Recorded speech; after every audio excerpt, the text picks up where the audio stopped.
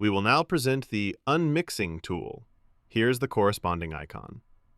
As in the identification tool, when you click on Load Cube, a window opens that allows you to load two registered cubes. These cubes must be registered together in order to fuse them and obtain more spectral information. Let's load a first cube, for example this Wiener one. Then we load the second cube, the corresponding SWR cube of the first one. You can now see that the spectral range extends from 400 nanometers up to 1,700 nanometers. Here you can see the false RGB image. As in the other tools, you can modify the RGB channels used to display this image. Now, unmixing is based on the concept of end members. The first step is to provide these end members to the software. There are three ways to do this. First, you can load an end member library, which must be provided in CSV format. Second, you can define end members manually by selecting pixels that you consider as pure if you have prior knowledge of your sample. Third, you can let the software find end members automatically. For automatic extraction, you must first choose how many end members to search for, which algorithm to use, how many iterations to run, and which type of normalization to apply. You can adjust these parameters until the result matches what you know about your sample. If you choose the manual method, it means you already know where pure pixels are located. For example, here I know where the substrate is. I click on Start Selection, and with a right click, I select the substrate region. I also know that here we have a pure ink, even if I do not yet know its composition. I know that is ink. I select it manually, then stop the selection. I can now rename the end members, for example, calling one substrate and the other one ink. I now have two end members stored in my manual library. Let's now compare this with the automatic extraction. At first, the result may look a bit strange. Here, the ink appears very dark, which suggests it may be close to pure ink information, but it don't seem so clear for the substrate. By adjusting the parameters, we can improve the automatic detection. Now, we can clearly identify a pure substrate and a pure ink. You can also load an existing end member library. In this case, there is 8 end members corresponding to 8 different inks.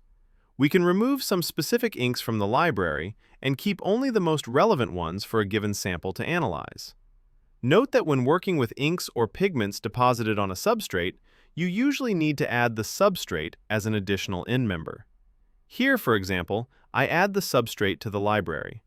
Now, the substrate of this sample has been added as an extra end member to the library. At this point, you have seen the different ways to provide end members to the software.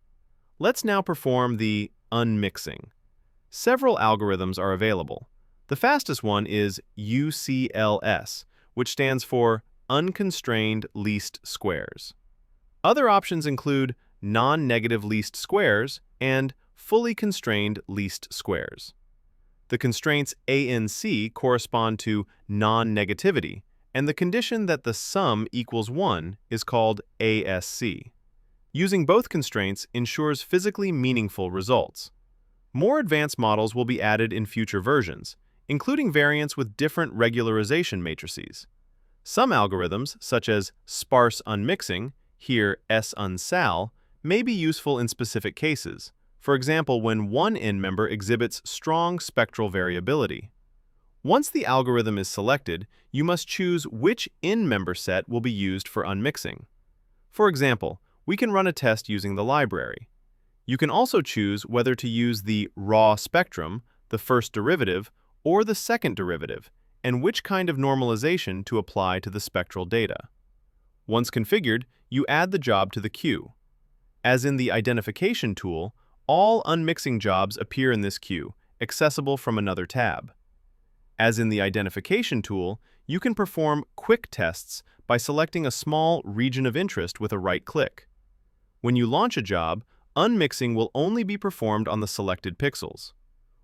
Once you are satisfied with the parameters, you can then process the entire cube.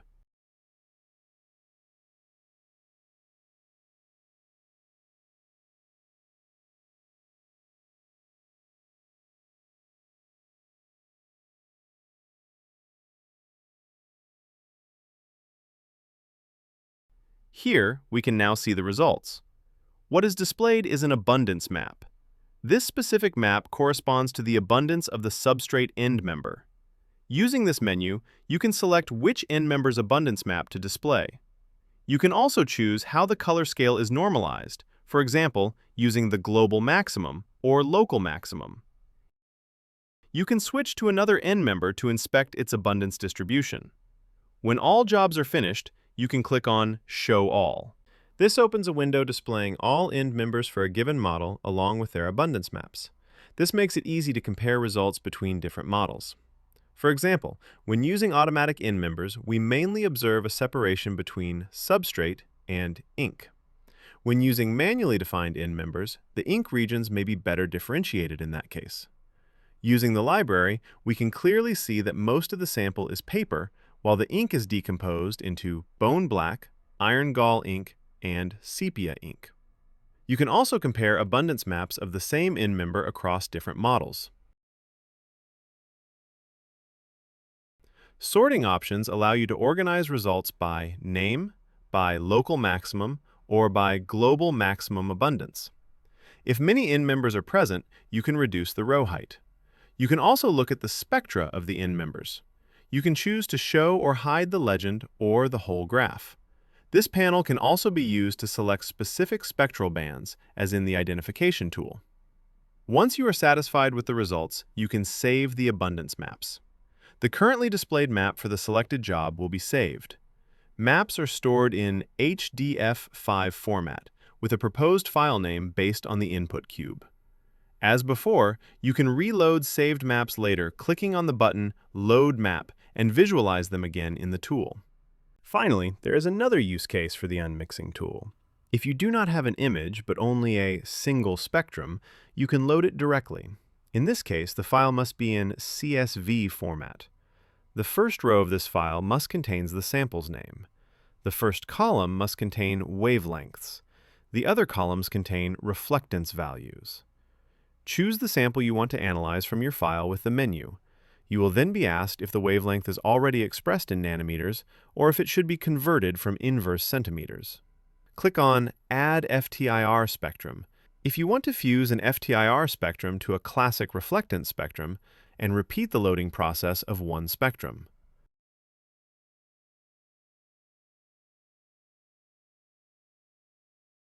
Once the fused spectrum loaded, you can load the end member library. Be careful, all spectral data must be expressed in nanometers. A small conversion tool is provided to convert CSV files from inverse centimeters to nanometers if needed. After loading the end members, you can run unmixing exactly as before.